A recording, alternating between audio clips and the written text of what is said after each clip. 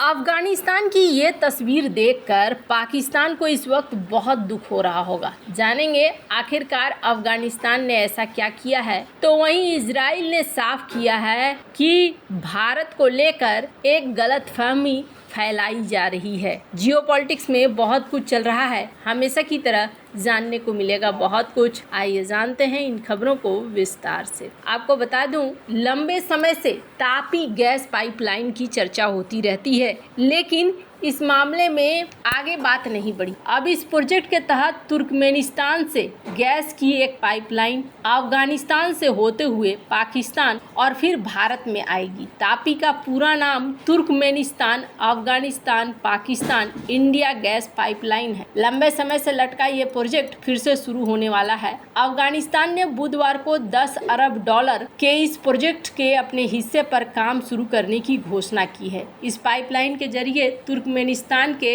गाल्कनिस gas क्षेत्र से दक्षिण एशिया तक प्राकृतिक गैस पहुंचेगा। तापी गैस पाइपलाइन प्रोजेक्ट में अफगानिस्तान में सुरक्षा चिंताओं और संघर्ष के कारण लगातार देरी होती रही। तालिबान सरकार के प्रवक्ता ज़बीहुल्लाह मुजाहिद ने एक समारोह में अफगानिस्तान के सरकारी चैनल पर कहा कि आज से अफगानिस्तान की धरती पर ऑपरेशन शुरू हो जाएगा। तालिबान के अधिकारियों और नेताओं ने तुर्कमेनिस्तान की सीमा पर एक समारोह आयोजित किया। अफगान प्रधानमंत्री हसन अखुंद समेत दोनों पक्षों के अधिकारियों ने इस परियोजना की सराहना की। तुर्कमेनिस्तान के राष्ट्रपति सद्दार बर्दी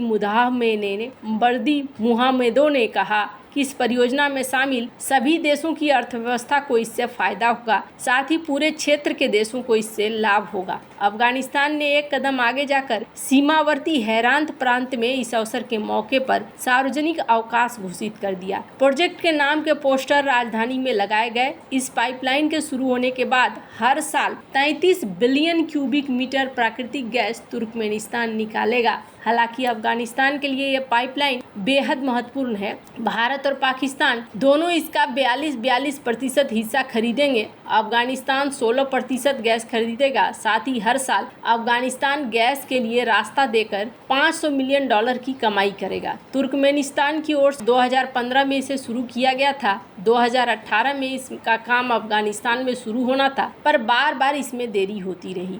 अब माना जा रहा है कि तापी के कारण 12,000 लोगों को रोजगार भी मिलेगा। पर अभी पाकिस्तान के लिए एक बड़ी मुश्किल ये है कि पाकिस्तान और तालिबान में पिछले 3-4 दिनों से जो झगड़े हो रहे हैं, इसके बाद पाकिस्तान का रुख इस गैस परियोजना के लिए क्या होता है वो देखने वाला होगा। ईरान को लेकर तो पाकिस्तान ने पहले ही सबसे बड़ी दुविधा में ईरान के साथ फंसा हुआ है। ईरान के साथ जो गैस पाइपलाइन परियोजना है उस पर ईरान ने जुर्माने लगाने की बात भी कह दी है। ऊपर से अमेरिका भी हड़का रहा है। अब माना जा रहा है कि अगर तापी परियोजना शुरू होता है तो अमेरिका ने ये कहा था कि ऑप्शंस के लिए हमें दिक्कत नहीं होगी, तो ऊर्जा अब यहाँ से उसे मिल सकता है अगर पाकिस्तान चाहे तो। अब पाकिस्तान अगर पूरा करता है अपने प्रोजेक्ट को तो ही फिर ये भारत तक पहुँच पाएगा। हालांकि इस मौके पर ईरान के लोग भी यहाँ पर मौजूद थे जब इस परियोजना के लिए फीता कटिंग हो रहा था। तब जहाँ एक तरफ ये सब कुछ हो रहा है, वहीं दूसरी तरफ इजराइल ने भारतीय श्रमिकों के खराब स्किल्स को लेकर किए जा रहे दावों को खारिज कर दिया है। भारत में इजरायली दूतावास ने एक बयान जारी करके कहा कि ये बताना महत्वपूर्ण है कि इजराइल हमारे दोनों देशों के बीच द्विपक्षीय समझौतों के तहत आने वाले निर्माण श्रमिकों से संतुष्ट है। बयान में ये भी कहा गया कि इजराइल में मौजूद अधिकांश भारतीय निर्माण श्रमिक अपनी कार्य स्थितियों और वेतन से संतुष्ट है। दरअसल मीडिया रिपोर्ट्स में दावा किया गया था कि निर्माण क्षेत्र में काम करने वाले भारतीय श्रमिकों को हथौड़ा चलाना भी नहीं आता है।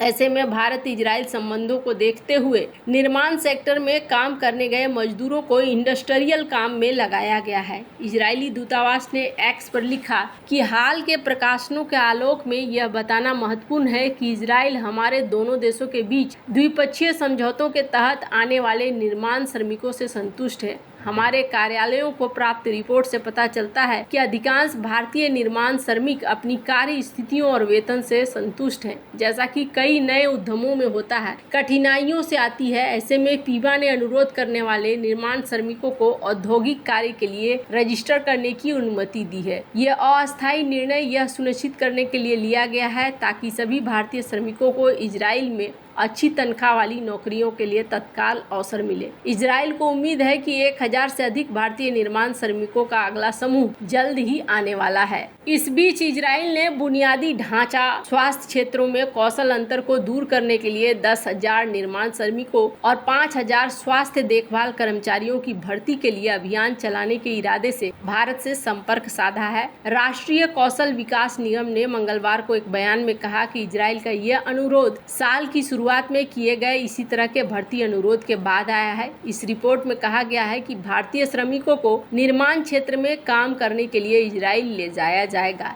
1 लाख से अधिक फलस्तीनी श्रमिकों पर प्रतिबंध लगाए जाने के बाद ऐसा किया जा रहा है। मीडिया रिपोर्ट्स में इजरायली दूतावास के आंकड़ों का हवाला देते हुए दावा किया गया कि 2 मार्गों से लगभग 5,000 श्रमिकों की भर्ती की गई है। राष्ट्रीय कौशल विकास निगम ने सरकार से सरकार भर्तियों को अंजाम दिया है, जबकि विदेश मंत्रालय की देखरेख में निजी एजेंसियों ने व्यवसाय से व्यवसाय की भर्तियां की है। इस दावे के बीच NSDC ने कहा कि इजराइल की जनसंख्या आवर्जन सीमा प्राधिकरण ने निर्माण क्षेत्र के नौकरियों के लिए अनुरोध किया है। पीबा की एक टीम आने वाले सप्ताह में भारत का दौरा करेगी ताकि चयन के लिए जरूरी कौशल परीक्षण किए जा सके।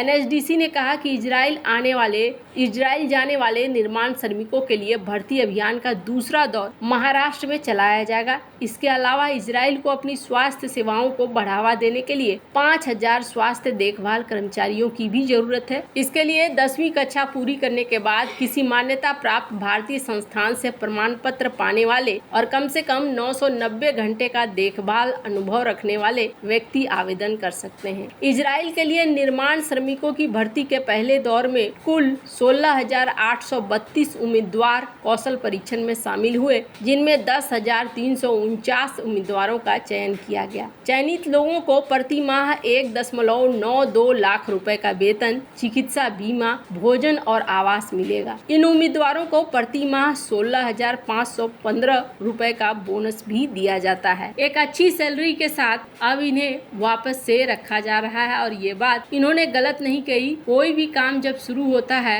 तो कुछ ऐसा ही होता है, हर एक जगह इनिशियल डिफिकल्टीज तो आती ही है और ये अच्छी बात है कि इजराइल ने इस बात को साफ साफ कहते हुए चीज़ों को हैंडल किया है। इजराइल और भारत के जिस तरीके के रिश्ते हैं वो इसे अच्छे से बनाए रखना भी चाहते हैं और खबरों में बहुत तरह की बातें कही गई थी, जिसमें ये कहा गया था कि यहाँ पर इजराइल को अब जब भारतीय वर्कर पसंद नहीं आ रहे हैं तो इजराइल ने चाइना से वर्करों को बुलाना शुरू कर दिया है। बहुत सारी बातें हैं जो यहाँ पर कही जाती हैं, पर फिलहाल के लिए इन सारे दावों को नकारा है। भारत में ये नए राजदूत हैं इजराइल के, रूबेन अजार। इन्होंने यहाँ तक कहा है कि हम भारत में इन्वेस्टमेंट करने जा रहे हैं और सेमीकंडक्टर के क्षेत्र में बड़ा इन्वेस्टमेंट इजराइल की तरफ से भारत को आने वाला है। भारत और इजराइल के संबंध कई क्षेत्रों में लगातार बढ़ रहे हैं और ये जो क्लियर करा है इजराइल ने, क्लियर करके बहुत सारी चीज़ों को साफ कर दिया है। वैसे आपको क्या लगता है इन सब मामले में, आपकी क्या राय है, कमेंट कर जरूर बताएं। जल्द मिलते हैं अगले वीडियो में नई खबर के साथ।